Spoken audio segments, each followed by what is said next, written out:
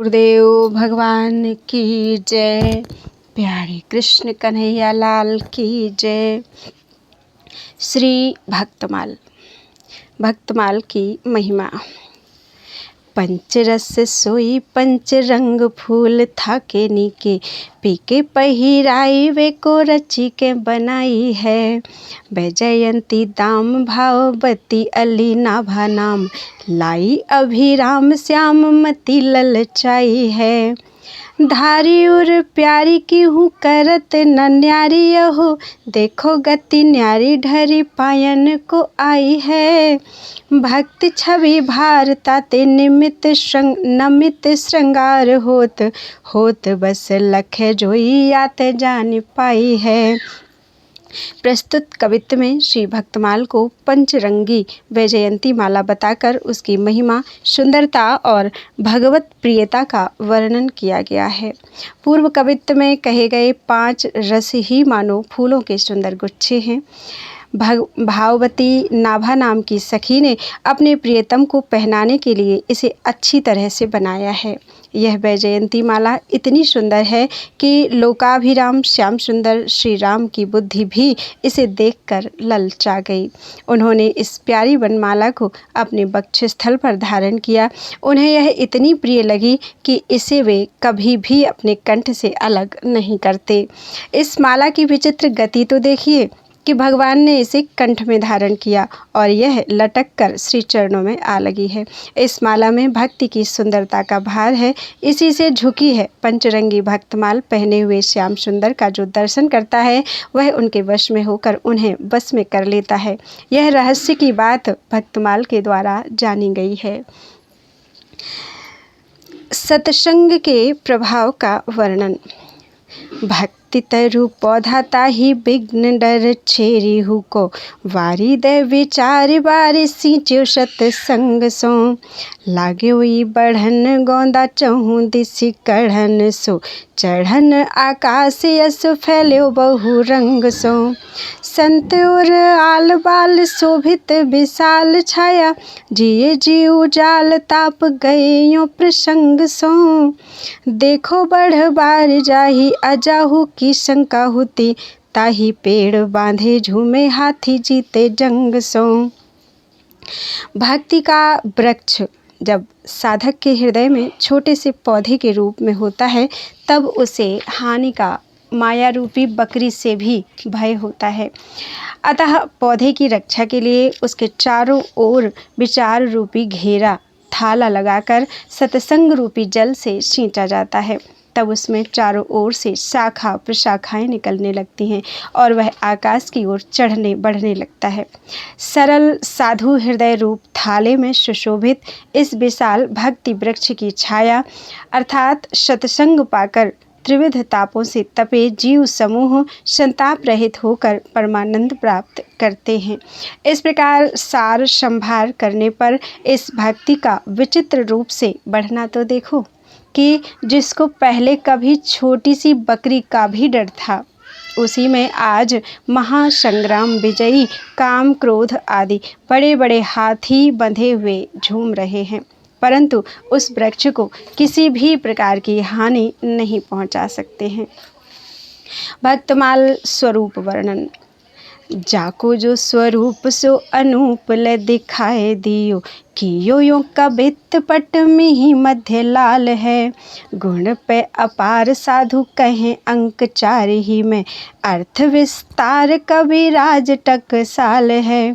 सुनी संत सभा झूम रही अली श्रेणी मानो, घूम रही कहें यह कहा धो रसाल है।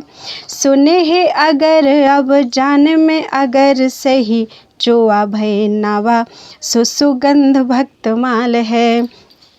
जिस भक्त का जैसा सुंदर स्वरूप है उसको श्री नाभा जी ने अति उत्तम प्रकार से अपने काव्य में स्पष्ट कर दिया है।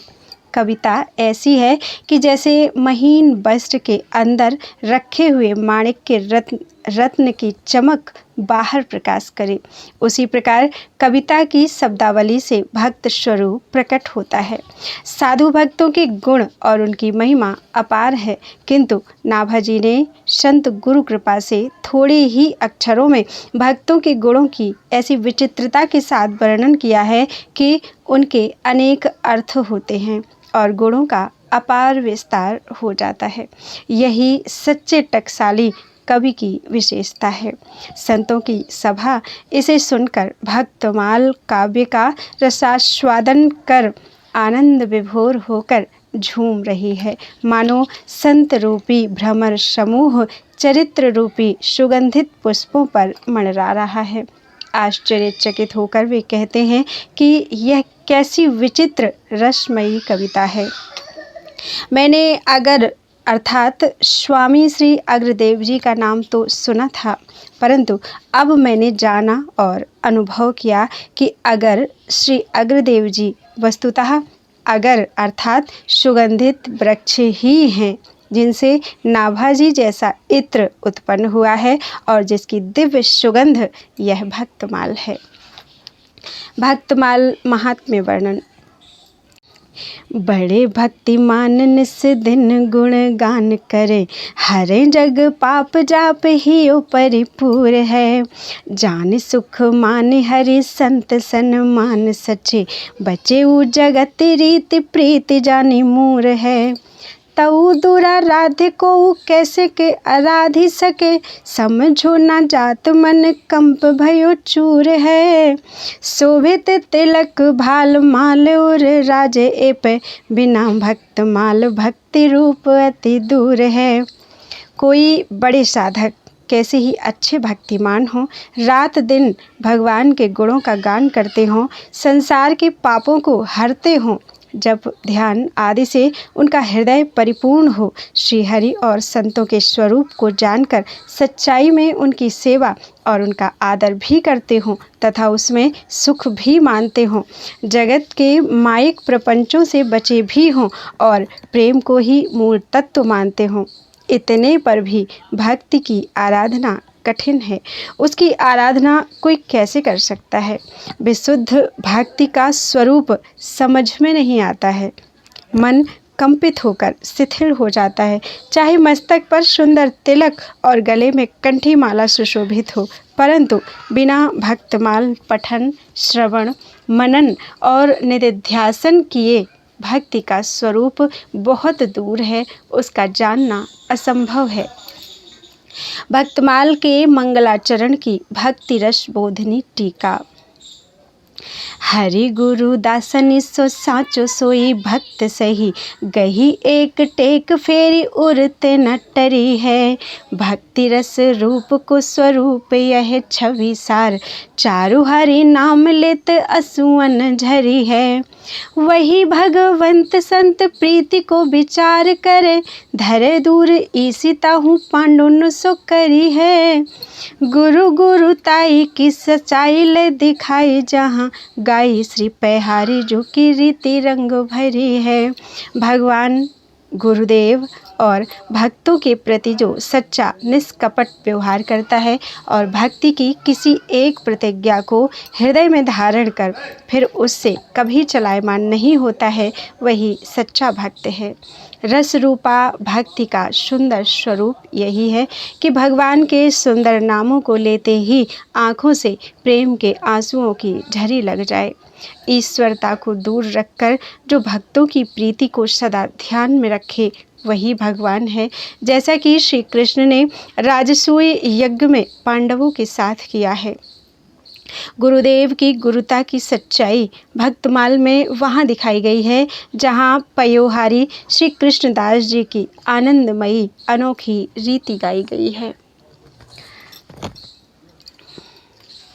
भक्तमाल की रचना के लिए श्री नाभाजी को आज्ञा प्राप्त होना। मानसी स्वरूप में लगे हैं अग्रदास जो, बैकरत बयार नाभा मधुर संभार सो। चढ़े हो जहाज पे जो शिष्य एक आपदा में, करो ध्यान खिंच्यो मन छूट्यो रूप सार सो। कहत समर्थ गयो बोहित बहुत दूरी, आवो छवि पूरी फिर ढरोता ही ढार सो। लोचन उघार के निहारी कहो बोल्यो कौन, वही जौन पाल्यो सीथ दे दे सुकुमार सो।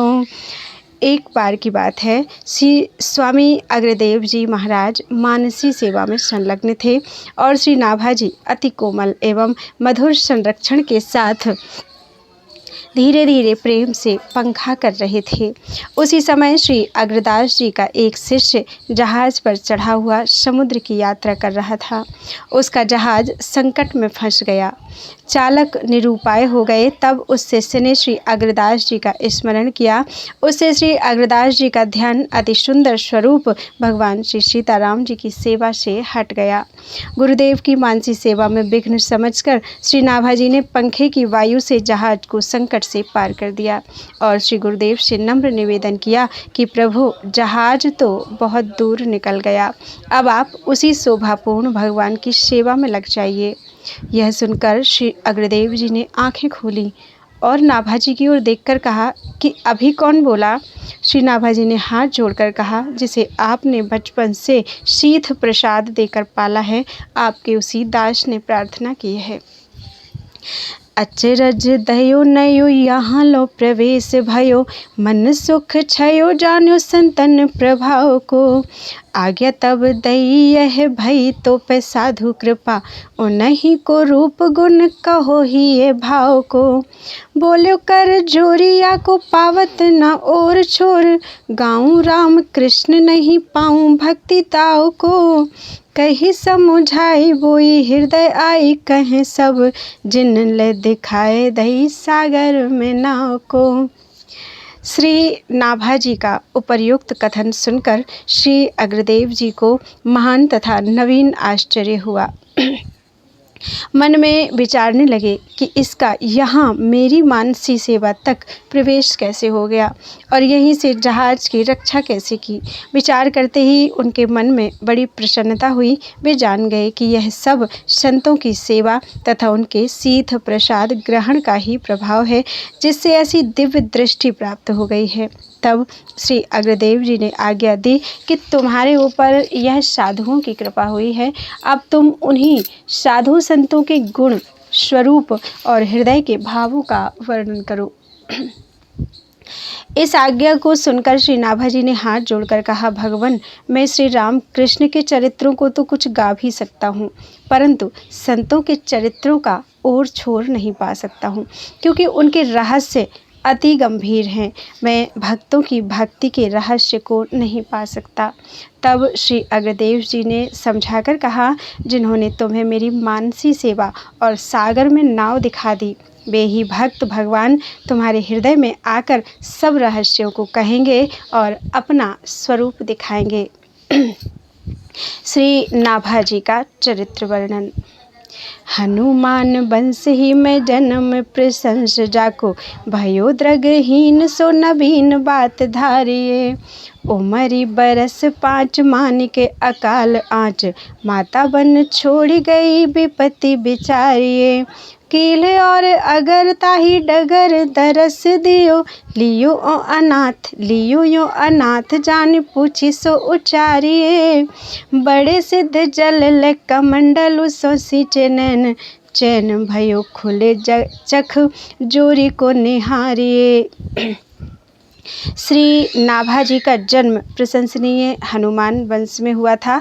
आश्चर्यजनक एक नई बात यह जानने में आई कि यह जन्म से ही नेत्रहीन थे। जब इनकी आयु 5 वर्ष की हुई, उसी समय अकाल के दुख से दुखित माता इन्हें वन में छोड़ गई। माता और पुत्र दोनों के लिए यह कितनी बड़ी विपत्ति थी, इसे आप लोग सोचिए। दैवी योग से श्री कीलदेव जी और श्री अग्रदेव जी दोनों महापुरुष उसी मार्ग से दर्शन देते हुए निकले। बालक नाभाजी को अनाथ जानकर जो कुछ दोनों ने पूछा उसका उन्होंने उत्तर दिया। वे बड़ी भारी सिद्ध संत थे। उन्होंने अपने कमंडल से जल लेकर नाभाजी के नेत्रों पर छिड़क दिया। संतों की कृपा से नाभाजी के नेत्र खुल गए और सामने दोनों संतों को उपस्थित देखकर इन्हें परम आनंद हुआ। पाए परी आंसू आए, कृपा करी संग लाए, कील आज्ञा पाई मंत्र अगर सुनायो है। गलते प्रगट साधु सेवा सो विराजमान, जाने अनुमान ताहि टहल लगायो है। चरण प्रछाली संत सीथ सो अनंत प्रीति, जानी रस रीति ताते हृदय रंग छायो है। भई बढ़वारिता को पावे कौन पारावार, जैसो भक्ति रूप सो अनूप गिरा गायो है। दोनों सिद्ध महापुरुषों के दर्शन कर नाभाजी उनके चरणों में पड़ गए। उनके नेत्रों में आंसू आ गए। दोनों संत कृपा करके बालक नाभाजी को अपने साथ लाए। श्री कीलदेव जी की आज्ञा पाकर श्री अग्रदेव जी ने इन्हें राम मंत्र का उपदेश दिया और नारायण दास यह नाम रखा। गलता आश्रम जयपुर में साधु सेवा प्रकट प्रसिद्ध थी। वहाँ सर्वदा संत समूह विराजमान रहता था। श्री अग्रदेव जी ने संत सेवा के महत्व को जानकर और संत सेवा से ही यह समर्थ होकर जीवों का कल्याण करने वाला बनेगा, यह अनुमान कर नाभाजी को संतों की सेवा में लगा दिया। संतों के चरणोदक तथा उनके सीध प्रसाद का सेवन करने से श्री नाभाजी का संतों में अपार प्रेम हो गया। इन्होंने भक्ति रस की रीतियाँ जान ली। इससे इनके हृदय में अद्भुत प्रेमानंद छा गया। हृदय में भक्त भगवान के प्रेम की ऐसी अभिवृद्धि हुई कि जिसका ओर छोर भला कौन पा सकता है। इस प्रकार जैसे श्री नाभाजी मूर्तिमान भक्ति के स्वरूप हुए, वैसे ही सुंदर वाणी से इन्होंने भक्तमाल में भक्तों के चरित्रों को गाया है। बोलो वृंदावन बिहारी लाल की जय। त्वदीयं वस्तु गोविंदम तुभ्यमेव समर्पयेत्।